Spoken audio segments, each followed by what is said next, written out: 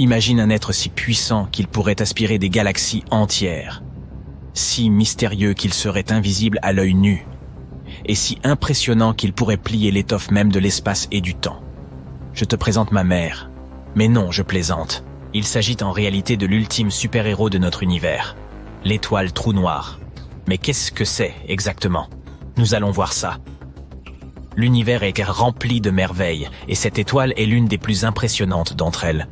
Sa force supermassive est capable de bousculer les lois de la physique, une véritable énigme que les scientifiques doivent encore élucider. Pas étonnant qu'elle fascine les auteurs de science-fiction. Une étoile Trou Noir, ou quasi-étoile, est une étoile hypothétique extrêmement massive et lumineuse qui pourrait avoir existé au commencement de l'univers. Selon nos calculs, elle brillait autant qu'une petite galaxie. Mais contrairement aux étoiles modernes, elle n'était pas alimentée par la fusion nucléaire. Son énergie provenait de la matière que le trou noir qu'elle possédait en son cœur aspirait. Et oui, tout comme un trou noir normal, ces étoiles avaient le pouvoir d'aspirer tout ce qui s'en approchait, des étoiles, de la poussière et même des galaxies. Mais comment est-il possible qu'une étoile naisse d'un trou noir? Et comment pouvait-il coexister? Voyons d'abord comment naissent les trous noirs en général. Tout commence par une étoile supermassive, c'est-à-dire une étoile faisant plusieurs fois la masse de notre Soleil. Cette étoile géante brûle intensément et brille de la lumière d'1 million de soleils. Hélas, elle finit par manquer de carburant. À la fin de sa vie, elle émet un énorme boom, une puissante explosion capable d'éclipser une galaxie entière. Ce type d'explosion porte le nom de supernova. Lors de ce boom, les couches extérieures de l'étoile partent dans tous les sens, tandis que le noyau se voit écrasé par sa propre gravité. Si le noyau est suffisamment lourd, il continuera à s'effondrer jusqu'à devenir un trou noir. Et celui-ci, par conséquent, naîtra. Et non, il n'a pas besoin de couches. Ce monstre cosmique grandira à partir de maintenant en avalant tout ce qui s'approche de lui. C'est en gros ce qui se passe actuellement dans notre univers, avec les étoiles supermassives. Mais les quasi-étoiles dans tout ça? La formation d'une quasi-étoile n'a pu avoir lieu qu'au début du développement de notre univers, avant que l'hydrogène et l'hélium ne se fassent contaminer par des éléments plus lourds. Pour cette raison, les quasi-étoiles présentent une caractéristique importante. Elles sont gigantesques, si énormes qu'il est littéralement impossible de les imaginer. Il est possible qu'elles aient été plus grandes que les plus grandes étoiles modernes connues, comme VY Canis Majoris et Stephenson 218. Pas étonnant qu'elles soient si effrayantes. Elles naissaient de proto-étoiles, qui étaient parmi les premières étoiles de l'univers, les arrière-arrière-grands-pères de... tout. Imagine maintenant une proto-étoile si massive que son cœur finisse par s'effondrer en un trou noir, comme nous l'avons décrit précédemment. Mais la différence essentielle, c'est que lors d'une supernova classique, les couches extérieures de l'étoile sont emportées par toute l'énergie libérée. En revanche, avec une quasi-étoile, 16 couches extérieures ont une masse suffisante pour absorber cette énergie et rester en place. Qu'obtient-on au final? Une étoile avec, en son cœur, un trou noir pesant entre 1000 et 10 000 masses solaires. Cette quasi-étoile est environ 14 000 fois plus grande que notre Soleil. C'est la plus grosse étoile que nous connaissions à ce jour. Ce titan céleste ont des propriétés assez folles. Lorsqu'un trou noir se formait au centre d'une proto-étoile, elle se mettait à dégager des tonnes d'énergie. Cette énergie contribuait à équilibrer sa force de gravité, comme avec les étoiles à fusion nucléaire. Elle devenait alors si lumineuse qu'elle ressemblait à une petite galaxie. Ces étoiles avaient une durée de vie assez courte, de l'ordre de 7 millions d'années.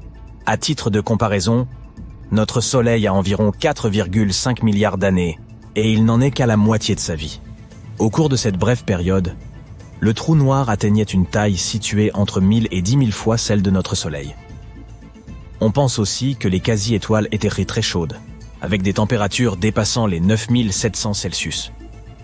Mais en vieillissant, elles commençaient à se refroidir, et leurs couches extérieures devenaient transparentes. Finalement, leur température n'était plus que d'environ 3800 Celsius. À ce moment, c'en était fini de nos quasi-étoiles. Elles ne pouvaient pas survivre à cette température. Elles se dissipaient donc, laissant derrière elles des trous noirs de masse intermédiaire. Bon, malheureusement, À l'heure actuelle, il n'existe aucune preuve concrète de l'existence de ces quasi-étoiles. Elles auraient seulement existé il y a très très longtemps. Peut-être s'agissait-il d'étoiles dites de population 3, qui sont extrêmement rares et difficiles à détecter. Et il est très peu probable qu'elles existent encore aujourd'hui en raison de leur durée de vie très brève. 7 millions d'années, c'est court. Alors pourquoi les scientifiques croient-ils à l'existence de ces quasi-étoiles ? Parce qu'ils cherchent à expliquer comment des trous noirs supermassifs ont pu se former si tôt dans l'histoire de l'univers. On les trouve au centre de la plupart des galaxies. Mais comment ces monstres se sont-ils développés si rapidement ? Après tout, il faut énormément de temps pour qu'un petit trou noir se transforme en un trou noir supermassif. C'est de là que vient l'idée des quasi-étoiles. Ces étoiles ne sont pas simplement des titans destructeurs. Elles sont les championnes de la gravité. Elles peuvent plier et déformer n'importe quoi à leur guise. Voilà pourquoi, si elles ont réellement existé, on pense qu'elles ont joué un rôle crucial dans l'évolution des galaxies.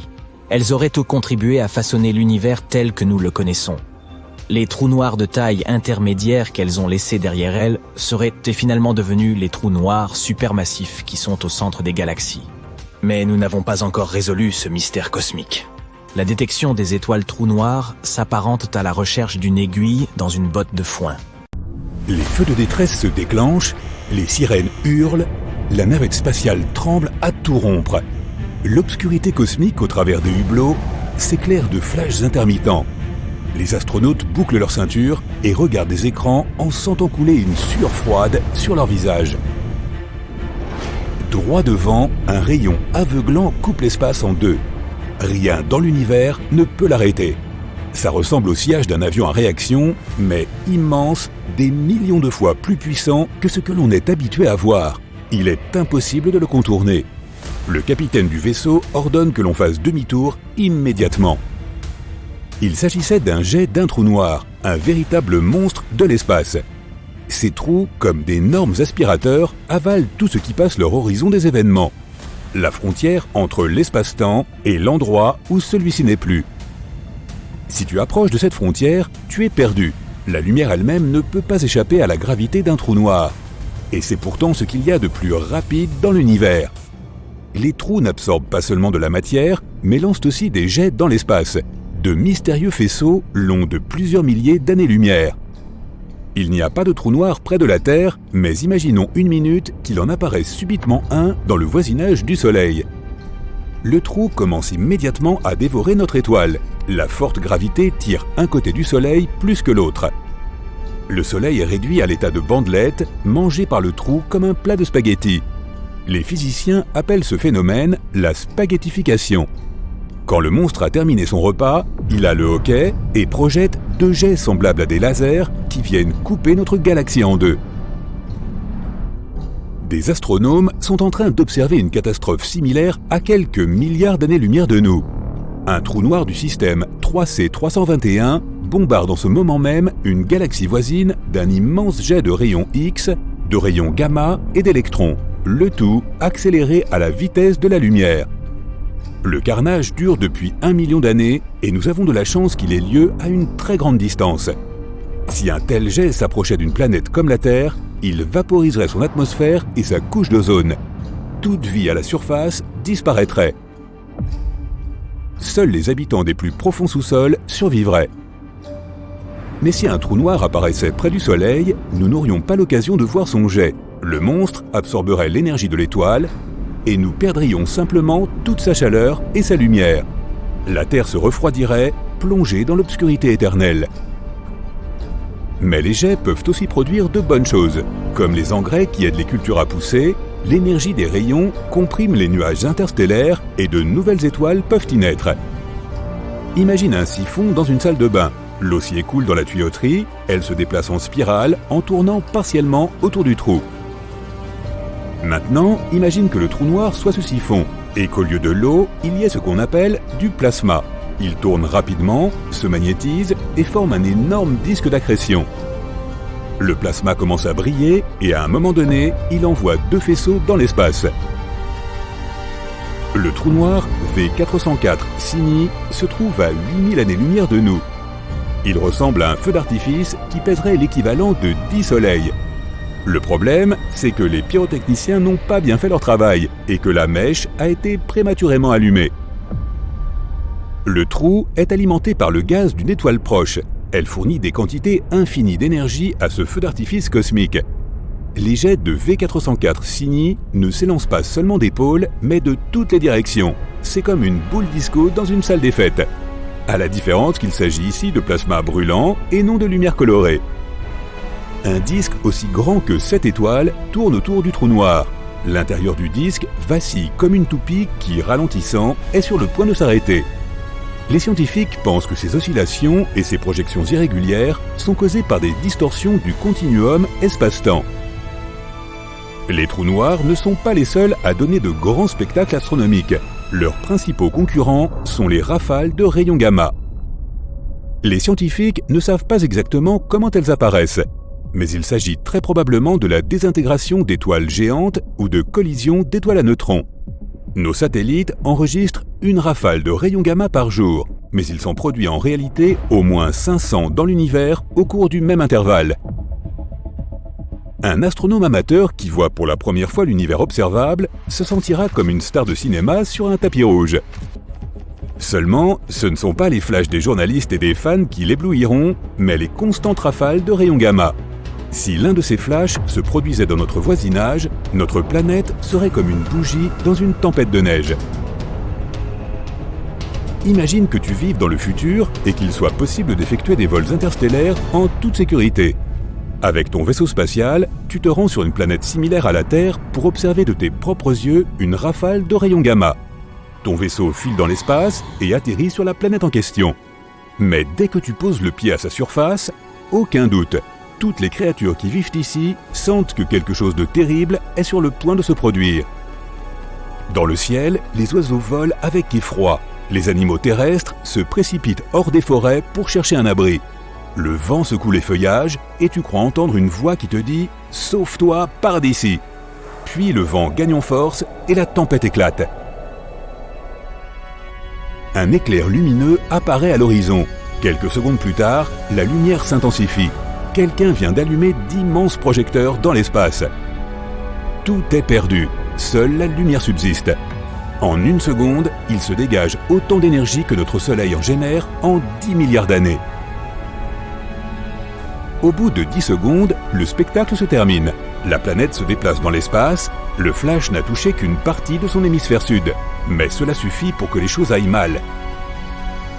La rafale de rayons gamma ayant été assez brève, elle n'a probablement pas vaporisé les océans ni soufflé l'atmosphère.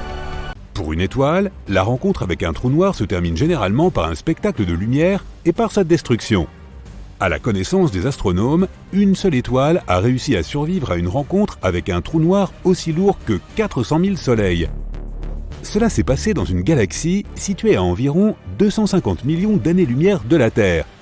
Des astronomes équipés d'appareils très puissants ont remarqué des rafales de rayons X qui faisaient rage dans l'espace toutes les 9 heures. Ils ont pensé qu'il devait s'agir de signaux d'appel d'une étoile piégée par un abîme cosmique. L'étoile était une géante rouge lambda lorsqu'elle a rencontré son nouvel ami pour la première fois. Quand ils se sont rapprochés, le monstre spatial affamé n'a pas pu résister à la tentation et a grignoté son invité. Quand il en a eu fini avec les couches d'hydrogène extérieures de l'étoile, il ne restait plus que le cœur. Finalement, la pauvre chose s'est transformée en naine blanche, mais pour une raison obscure, le monstre géant n'a pas pu finir son repas et l'a piégé dans son orbite pour plus tard. Depuis, la naine blanche voyage en accomplissant une orbite de 9 heures. Elle reste suffisamment loin du trou pour ne pas tomber dedans ou être avalée. Son voyage n'est toutefois pas de tout repos. À cause de la gravité, sa trajectoire orbitale est constamment déviée. Au bout de 2 jours, elle ressemble à un motif de spirographe. Alors que le trou noir ne cesse de la grignoter, l'étoile continue de perdre sa masse et de grandir en taille. Sa propre orbite devient de plus en plus circulaire. Les scientifiques pensent qu'un jour, elle pourra s'éloigner en spirale de son méchant ami et se transformer en une planète de la taille de Jupiter dans 1 billion d'années. C'est 70 fois plus que l'âge actuel de l'univers. Donc cela pourrait bien ne jamais arriver. La Voie lactée compte à elle seule des centaines de millions de trous noirs, et il y en a bien plus au-delà. Ils pourraient se nourrir d'autres étoiles et les relâcher dans d'autres galaxies. Les télescopes qui existent actuellement ne sont peut-être pas assez puissants pour les repérer, mais la plupart des galaxies, y compris notre Voie lactée, ont des trous noirs supermassifs en leur centre. Ils peuvent être des milliards de fois plus lourds que le Soleil. D'autres de leurs semblables n'ont que 3 fois la masse du Soleil. Le trou noir le plus proche de la Terre a été repéré à 1000 années-lumière, soit tout près en termes galactiques. Il se trouve dans un système stellaire que tu peux voir à l'œil nu. Les scientifiques l'ont découvert lorsqu'ils ont remarqué qu'une étoile se comportait bizarrement. C'était une géante qui tournoyait follement. Ils ont deviné qu'elle devait avoir un puissant compagnon gravitationnel. Le trou noir le plus affamé que les astronomes aient repéré jusqu'à présent pèse autant que 34 milliards de soleils et est environ 8000 fois plus grand que celui qui se trouve au centre de la Voie lactée.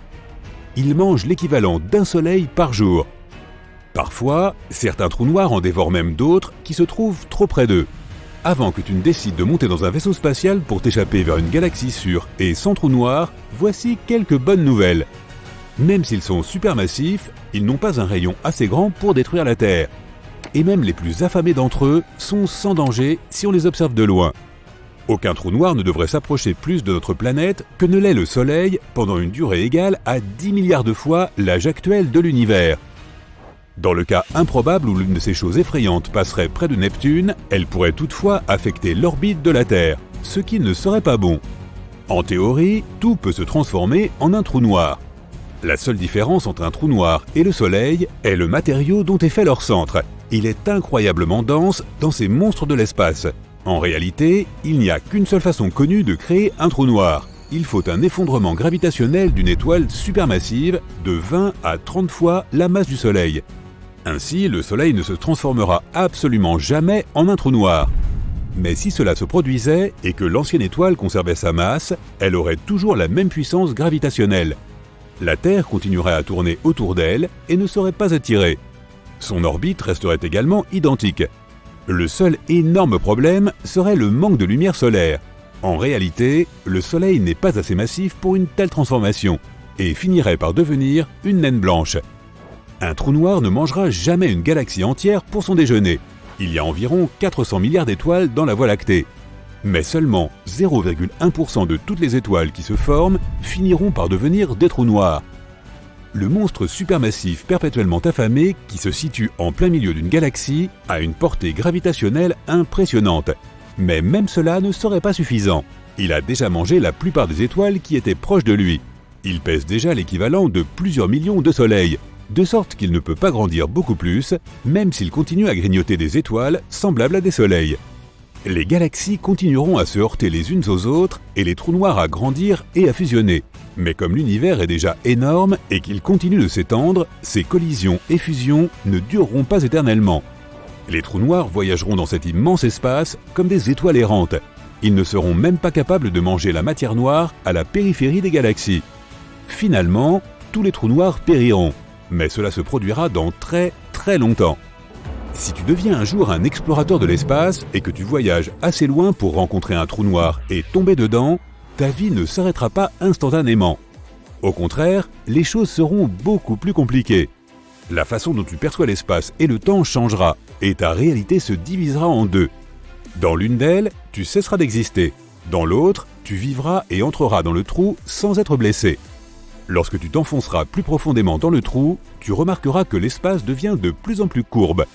Au centre du trou, il est infiniment courbé. C'est ce qu'on appelle la singularité.